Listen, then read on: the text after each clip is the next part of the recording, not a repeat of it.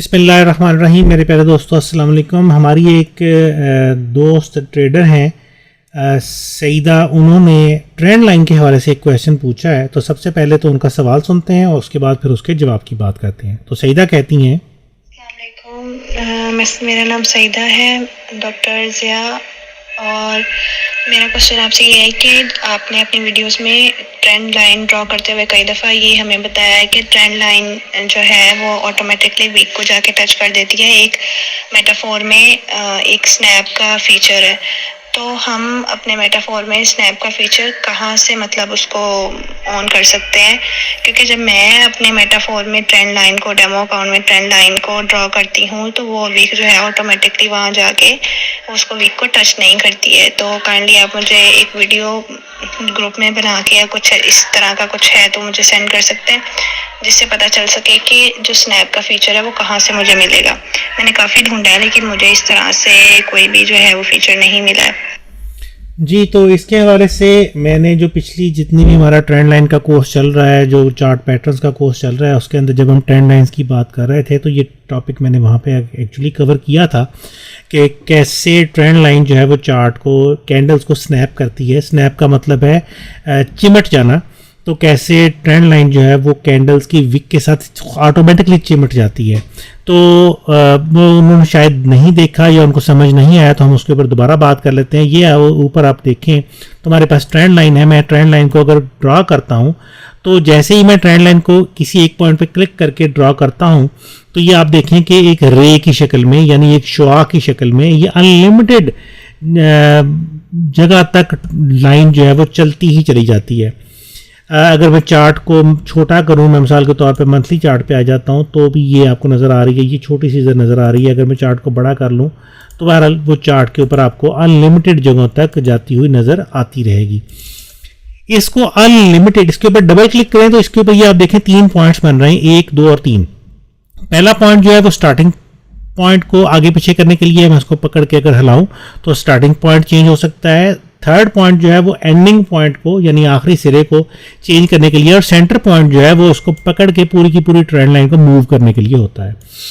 Trend line के अंदर एक फीचर है कि इसकी अनलिमिटेड इस लेंथ को हम छोटा कर सकते हैं। मैं राइट क्लिक करता हूं और ट्रेंड लाइन की प्रॉपर्टीज में जाता हूं और यहाँ पे एक रे का फीचर, पैरामीटर्स के अंदर रे का फीचर आएगा और मैं इसको ओके करूंगा तो अब ये रे का फीचर जो है वो ट्रेंड लाइन को लिमिटेड कर देगा। यानी ट्रेंड लाइन को मैं अपनी मर्जी के साथ अब कर सकता हूँ, जितना भी ट्रेंड लाइन को बनाना चाहूँ, जहां से लेके जहां तक मैं क्लिक करूंगा सिर्फ वहां से लेके वहां तक ही ट्रेंड लाइन ड्रॉ होगी। अब वो अनलिमिटेड जगहों तक नहीं जाएगी। तो ये ट्रेंड लाइन का एक बेसिक फंक्शनैलिटी है। तो चलिए, अब हमने ट्रेंड लाइन को लिमिटेड कर दिया है और मैं इस कंडीशन में अगर ट्रेंड लाइन को ड्रा करता हूं, यहाँ पे देखते हैं तो मैं ड्रा करता हूं तो अब हुआ क्या कि ये विक इसके बहुत करीब थी, लेकिन ट्रेंड लाइन ऑटोमेटिकली इस विक के करीब नहीं गई। ये पॉइंट भी ट्रेंड लाइन के बहुत ही करीब था, लेकिन अगर मैं इसको ऐसे करीब करने की कोशिश करता भी हूं तो ट्रेंड लाइन इस विक को टच कर रही है, वो तो मैंने कर दिया। लेकिन अगर मैं छोड़ देता हूं तो ट्रेंड लाइन आगे चली गई, अब विक नीचे रह गई और ट्रेंड लाइन उसके ऊपर चली गई। अगर मैं इसको थोड़ा सा नीचे छोड़ देता हूं तो भी ट्रेंड लाइन ने ऑटोमेटिकली जंप करके इस विक को टच नहीं किया। ये इसलिए नहीं कर रही क्योंकि ट्रेंड लाइन का जो रे का फीचर था, अनलिमिटेड ट्रेंड लाइन का जो फीचर था, वो हमने डिसेबल कर दिया।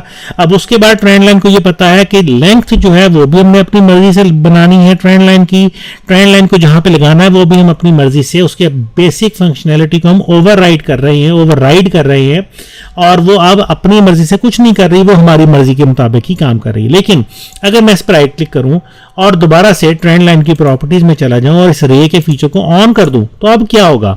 अब जैसे ही मैं इस पॉइंट को थोड़ा सा छेड़ता हूं, ये देखें, इसको मैं नीचे रखूंगा लेकिन वो जंप करके, जैसे ही मैं इसके बिल्कुल करीब नीचे रखूंगा तो वो जंप करके ऑटोमेटिकली उसके करीब चला जाता है। सेम इसी तरह से अगर मैं इस पॉइंट को अब इसके करीब छोड़ता हूं तो ये ऑटोमेटिकली जंप करके, जैसे ही उसके करीब छोड़ा वो ऑटोमेटिकली जंप करके उसके पास चला गया और उसको टच कर लिया। अगर मैं इसको ज्यादा दूर छोड़ूंगा फिर नहीं जाएगा, लेकिन जैसे ही ट्रेंड लाइन विक के बिल्कुल करीब आएगी तो हमें एग्जैक्ट पॉइंट पे खुद रखने की जरूरत नहीं है, वो ऑटोमेटिकली जंप करेगी और जाके विक को ट्रेंड लाइन टच कर लेगी। और यही वो फीचर है जिसकी वजह से मैंने कहा था कि एक्यूरेसी डेवलप होती है, क्योंकि अगर आपकी ट्रेंड लाइन विक को टच नहीं कर रही, थोड़ा बहुत भी दूर रह गई है, तो आगे चल के ये बहुत लंबा, क्योंकि ये एक एंगल पे लगी हुई है और मार्केट आगे चल के जब जाएगी तो ये दूर जाके बहुत ज्यादा डिफरेंस ले आएगी। चंद एक कैंडल की बजाय कई कई कैंडल का डिफरेंस आ जाएगा, एक्यूरेसी आपकी सारी गड़बड़ा जाएगी। इसलिए स्नैप का फीचर बहुत ज़्यादा हेल्पफुल है। ये ऑटोमेटिकली विक को टच कर लेता है और विक को अटैच कर लेता है और एग्जैक्ट सही लोकेशन पे जाके ट्रेंड लाइन को फिक्स कर देता है। तो विक के इस स्नैप के फीचर के साथ अनलिमिटेड ट्रेंड लाइन को यूज करें, यानी लेंथ जो है उसकी अनलिमिटेड रखें। जैसे ही आप इसको रे के फीचर को खत्म करेंगे, ये जो टच का फीचर है ये खत्म हो जाएगा और ये फिर प्रॉपर तरीके से स्नैप नहीं करेगा। आप ट्रेंड लाइन को लगाएंगे, ये स्नैप नहीं करेगा और ये मसला आपका वहीं का वहीं रह जाएगा। तो कोशिश करें ट्रेंड लाइन को हमेशा रे के फीचर के साथ यूज करें ताकि आपको इस किस्म का इशू ना हो। आई होप इस छोटी सी वीडियो से ट्रेंड लाइन को प्रॉपर तरीके से ड्रा करना और विक्स के साथ स्नैप करने के हवाले से जो कंफ्यूजन होगी मेरी बहन की वो क्लियर हो गई होगी और बाकी सारे दोस्तों को भी ये समझ आ गया होगा कि किस तरह से ट्रेंड लाइंस विक के साथ ऑटोमेटिकली स्नैप करती हैं। तो इंशाल्लाह अगली वीडियो में आप दोस्तों से फिर मुलाकात होगी। तब तक के लिए मुझे डॉक्टर ज़िया उल हसन को forexguru.pk से इजाज़त दीजिए। अपनी दुआ में याद रखिएगा। अल्लाह हाफिज़।